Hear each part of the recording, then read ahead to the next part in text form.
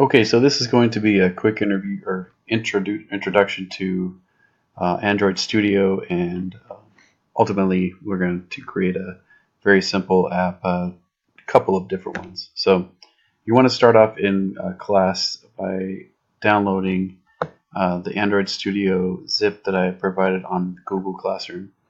Um, if you're going to do this at home, just go ahead and Google Android Studio and get the executable that'll work with your computer. But at school, this is going to work out. So you want to click on this zip, download it, and extract it. Um, and from there, you're going to get this folder. You're going to open up the bin inside of that. And what you're looking for is the executable. So when you run that, it should work with the SDK that's installed at school. All right. But again, at home, if you're going to use Android Studio, you want to use the executable and go ahead and install it. All right. So we have, when you open it, it's going to look something like this. The version that we have is 3.1.1. I think it's the latest version that's available. All right. I'm going to go through some things setting up a test project in a minute. But first, just going to talk about, and this will be posted on Google Classroom as well, but we're going to talk about Android projects in general and just a few things here. So there are basic tools that you can use developing Android apps through Android Studio. And Android Studio is just an individualized development environment where you can design, code, and build your app. There's a lot of built-in tools, and I'll be showing you in other videos what that's all about.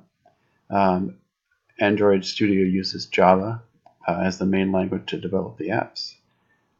Also used is XML, which is similar to HTML.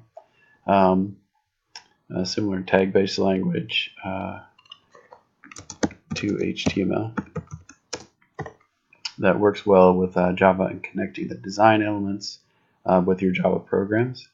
There's a built-in Android SDK library, and that's basically a lot of included code that's updated often with different components that you might use.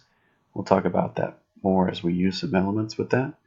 And then you have activities, which are templates that are kind of built in to connect the SDK, basic Java, XML code, and basic design layout. So we're going to be using one of those as well with the example that I go over. There are some emulators that you can install or use within Android Studio, and they are basically virtual versions of the Android devices that you might be using. And there is a ability to connect actual hardware. So if you can get a Android device, they're pretty inexpensive.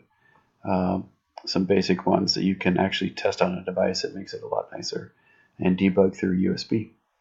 All right, so let you guys get started as far as downloading and getting everything going, and then we'll start with our first project.